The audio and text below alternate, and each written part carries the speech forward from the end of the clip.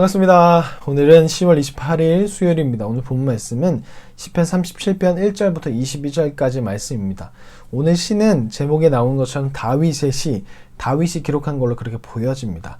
그리고 이 시가 알파벳 순서대로 기록되어 있어서 암송용으로 아마 기록한 것이다. 그래서 다윗이 이 시를 가지고 젊은 사람들을 가르치기 위해서 신앙적인 교육을 하기 위해서 이 시가 기록되어졌다라고 그렇게 보기도 합니다. 또한 이 시가 나중에 또 신앙을 가르치는 곳에서 암송용으로 해서 의인의 삶이 무엇인지를 가르치기 위해서 그렇게 사용했을 거라고 또 보여집니다.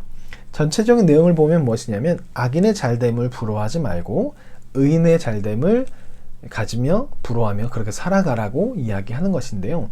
1절 말씀을 보면 악을 행하는 자들 때문에 불평하지 말며 불의를 행하는 자들을 시기하지 말지어다 라고 이야기합니다. 이것이 무슨 말이냐면 삶을 살아가는 가운데 불법을 저지르고 속임수를 저지르는 사람들은 돈을 많이 갖게 되는, 그런데 그것이 않고 정직을 행하는 사람들은 부를 많이 축적하지 못한 일이 벌어지는 것이죠. 오늘날과 비슷한 거예요. 오늘날도 정직하지 못한 기업들, 수많은 대기업들, 잘나가는 손에 꼽히는 대기업들을 보십시오. 그 대기업들이 자식에게 재산을 물려주기 위해서 세금을 포탈하고 속임수를 쓰는, 그럼에도 정부에서 그것을 뒤를 봐줘서 결국 그 기업은 우리나라의 최고 기업이기 때문에 눈을 감아주고 그 기업이 무너지면 우리나라가 무너진다는 이야기를 통해서 그런 것들이 참 눈 감아주는 일들이 많이 벌어지잖아요. 그와 마찬가지로 이때 당시에도 그런 일이 벌어졌던 것이죠.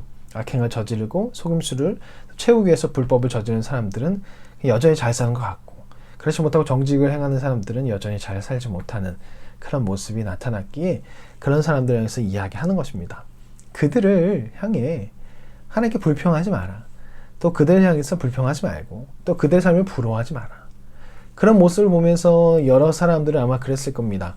그래, 나도 차라리 불평하고 나도 차라리 그냥 속임수를 써 돈을 얻어내자. 그들의 잘됨을 보고 삶에서 작은 거 하나씩 그냥 열기 시작한 거예요. 그러다 보면 결국 악인이 되는 것이죠. 시편 저자는 말하는 거예요. 그러지 말라.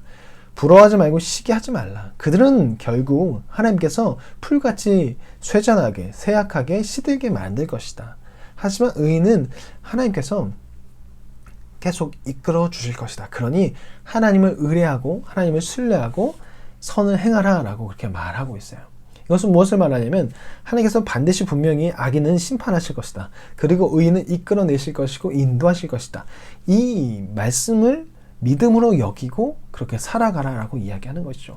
하나님의 성품을 믿고 계속 의인으로서 정직을 행하며 선을 행하며 살아가라고 이야기하는 것이죠.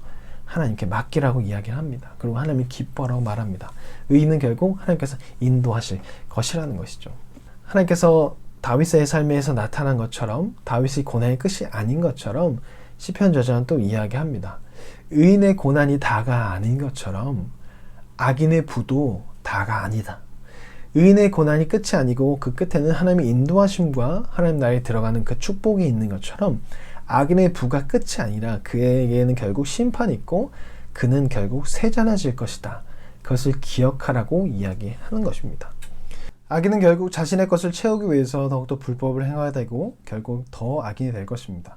또한 우리가 무언가를 채우기 위해서 하다 보면 결국 불법을 행하게 되고 결국 악인이 될 것입니다.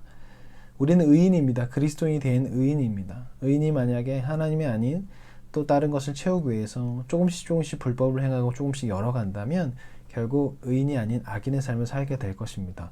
그리고 작은 것이 나중에 더욱더 큰 것에 대해서 결정할 때 결국 악인처럼 선택을 하게 될 것입니다. 우리는 의인이었다는 것을 늘 기억하며 살아가야 할 것입니다. 그래서 오늘 시에서 말하는 것처럼 악인의 삶을 부러워하지 말고 시기하지 말고 나는 나대로서 의인의 길을 가면서 하나님을 바라보며 그렇게 살아가야 할 것입니다. 그럼 의인된 오늘 하루 내일 매일매일 사는 우리가 되었으면 좋겠고 내일 뵙겠습니다. 안녕히 계세요.